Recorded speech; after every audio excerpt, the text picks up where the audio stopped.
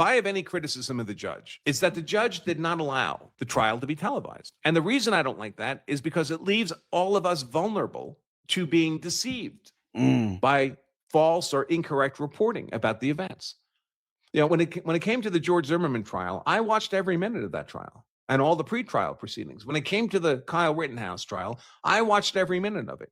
You cannot lie to me about what happened in those trials because I saw it with my own eyes. I heard every word. Right. But we can be lied to about the Karmelo Anthony trial because we weren't allowed to see it. And that right there is just one reason why the whole country is at war over this case right now.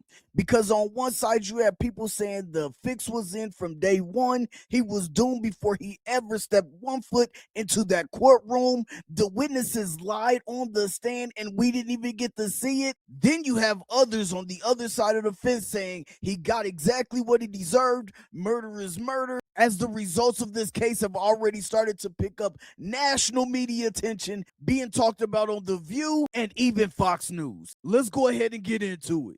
All right, y'all. As we get ready to get into this video, man, you already know a few things. You know that Karmelo and Austin got into it. Karmelo stabbed Austin. Now Karmelo has been found guilty of murder and is currently on a 35-year sentence. A bombshell update just dropped, and now Karmelo Anthony has a powerhouse pro bono team ready to appeal any legal mishaps that took place in this case. This case has so many inconsistencies. Karmelo was surrounded, he was jumped, he was the aggressor, he was stirring up trouble, talking trash, but nothing went down until Hunter and Austin got under that tent. We're going to tap into 3 videos. We're going to check out some comments, and I'm going to show y'all why a lot of people out there feel like the fix was in from the jump. But first, we're going to start with AlleyKat on TikTok. Then we're going to get into H American, and then we're going to finish up with Secret Service Sam. But before we do any of that, make sure you like, comment, and subscribe. If you are watching this video right here, right now, from a cell phone, I need you to stop. I need you to go down, and I need you to hit the hype button so more people will see this video, especially if you enjoyed it. AlleyKat, without further ado, mama, it's right back on you. Let's get into it. There's so much bothering me about this Karmelo Anthony trial. There are videos out like this. This kid is sitting under our tent at track. We asked him to move. He started getting aggressive and talking reckless. And my brother stepped in and said, "You need to move." He's like, "Make me move." Austin grabbed his backpack. The kid, I tried to whip around as fast as I could, but I didn't see. Now, in that video, you hear Hunter clearly say it was him and Austin going at Karmelo. You also hear him say that Austin grabbed Karmelo's bag. Right. But no witness testified to that.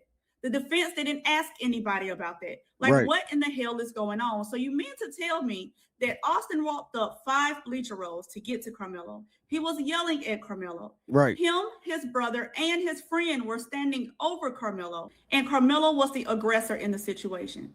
First things first, man, let's be real about it. A kid telling another kid what to do never goes well. Just remember when you was in 2nd grade and another kid tried to tell you what to do, what you say? "You not my mama, you not the teacher, you not the principal, you not my grandma, you not my daddy. You are not a person of authority." The second part is right. Now just imagine walking up 5 rows of bleachers and then somebody else being the aggressor.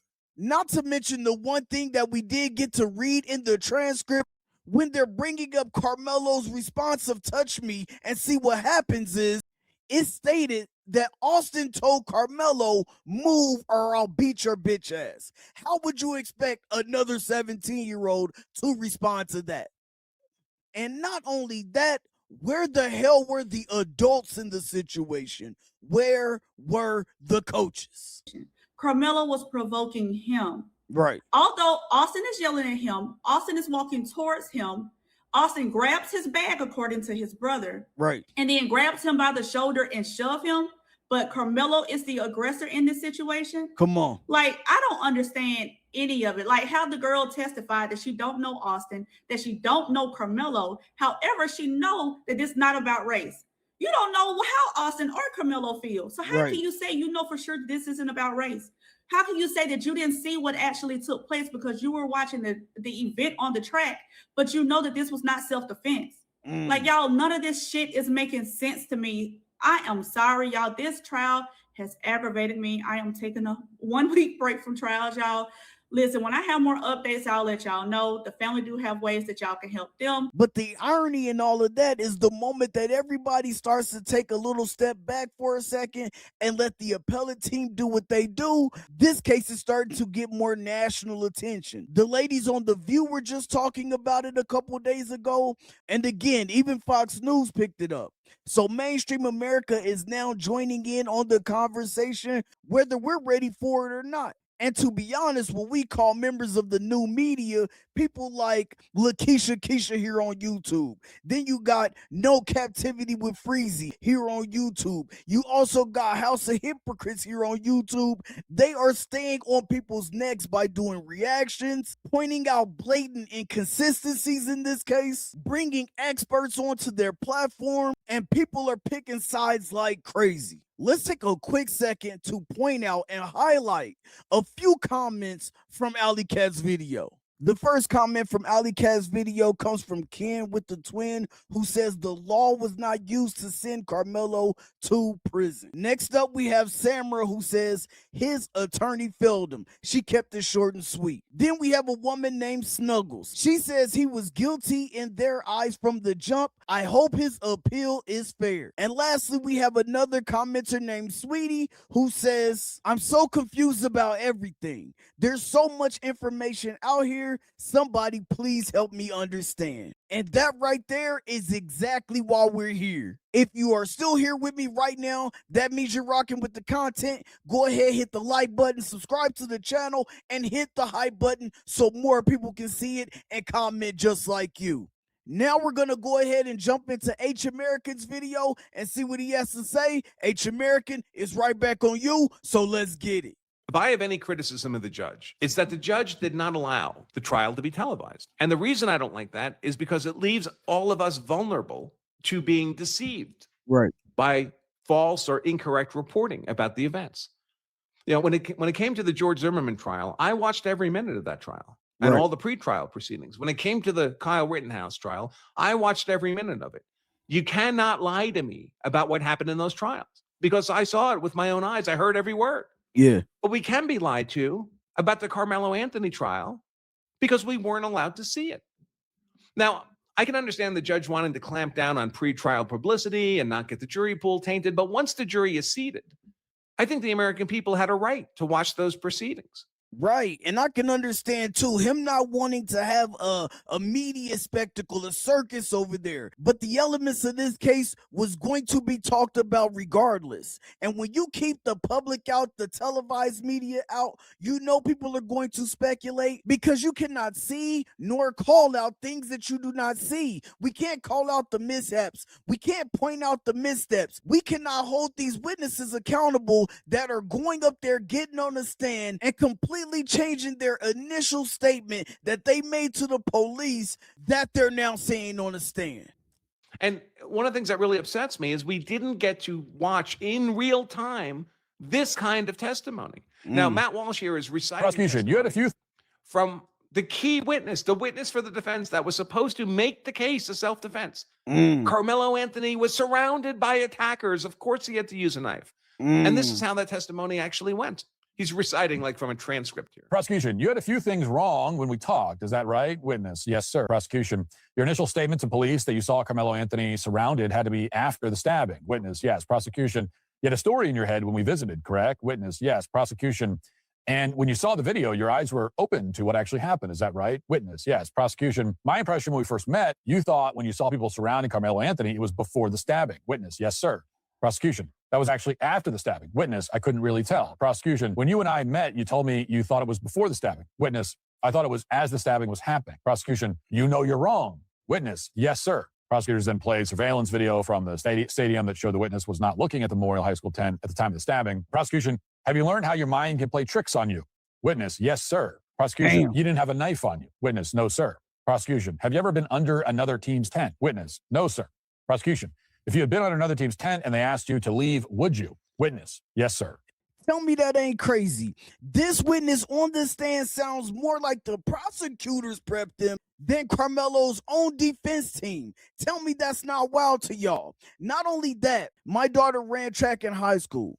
These kids know each other. They be going under each other's tents. They might not be there and stay there the whole time, but they know each other because they compete against each other in other sports all year. You got wrestling, you got volleyball, football, basketball. You got all these different sports that these kids are playing all year leading up to the track season and baseball season. They know each other. So of course they speak to each other. Sometimes they be under each other's tent. It's really not a big deal. I personally have never seen anybody else complain about it. But let's go ahead and get back to it because I know a lot of people are going to get hung up on that. Well, you're not supposed to be under there. This.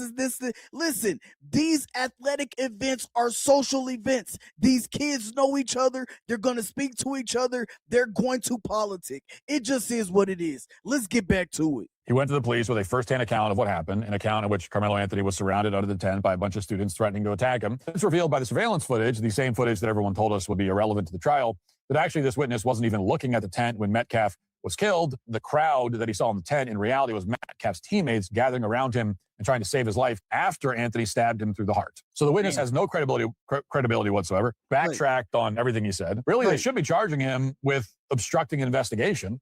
Nothing he said, including his claim that Anthony said, "I told him not to touch me," and his claim that Anthony was distraught after the killing, should be taken seriously. I mean, he just admitted on the stand that his mind was playing tricks on him. Okay, next. We should have seen that testimony and that cross-examination and that impeachment and that recanting of these false claims that Karmelo Anthony was surrounded, and that's why he had to defend himself with an axe. We should have seen that in real time. The entire world should have seen it in real time, and we couldn't see it in real time. Y'all got to let me know what y'all think about that, and y'all got to let me know if you agree with him, man. Imagine if we saw that in real time. What would you have said, and would you have called out his defense team? Please let me know down in the comments. I'm going to jump into a couple of the comments that stood out to me, and then we're going to transition over to Secret Service Sam. Did Eddie set Karmelo up before we get up out of here? All right, y'all. The first comment up comes from Tamala Y. York, who says, I knew something was off when they had court on a Saturday. When have they ever had court on a weekend? When and why? And that's not the first time I heard that either. Everybody was wondering why they had the court case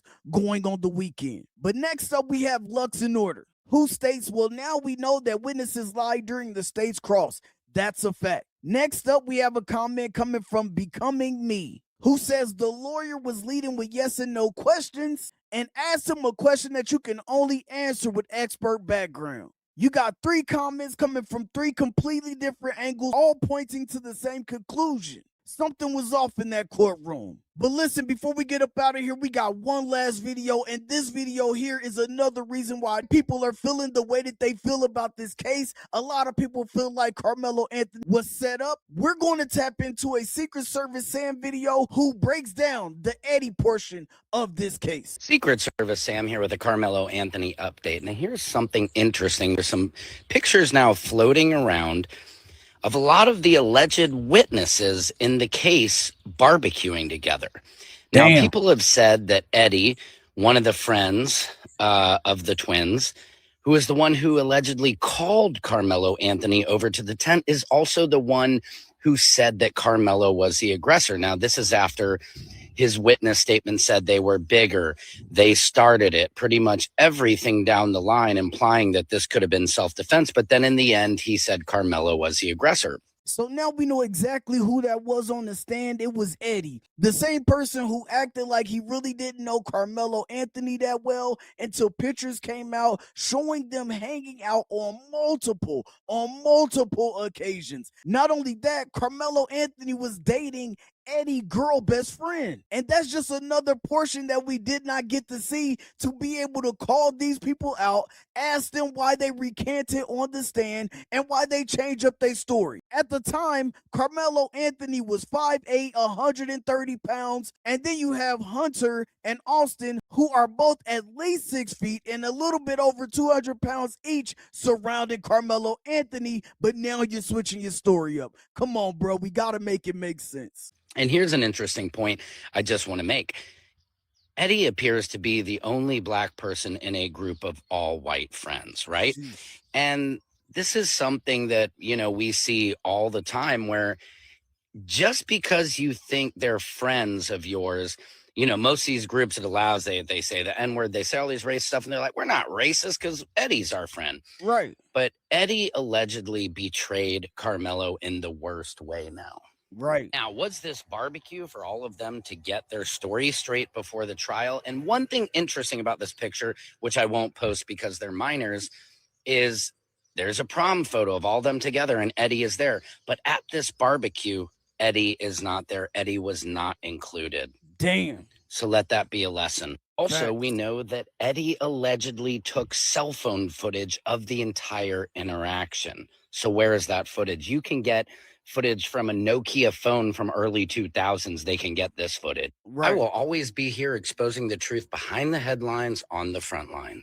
Secret Service Sam out Samson for president. Damn, Eddie, man, you thought you was a part of the crew. They left your ass out, man. Kicked you out like old Yeller. Get out of here, old Yeller. Get out of here. Kicked your ass right on up out of there. Didn't even invite you to the barbecue. How cliche is that? Let's go ahead and head to the big screen so we can get ready to get up out of here, man. Listen, y'all have to let me know exactly what y'all think about this down in the comment section. Don't forget to like, comment, subscribe to the channel, man. Listen, again, hit that hype button. Hit that hype button. Hit that hype button. Let's go ahead and get up out of here, man. This right here is Champ Talk Reactions. We throw the peace sign up. We turn it sideways, and we're going to get on up out of here. Peace.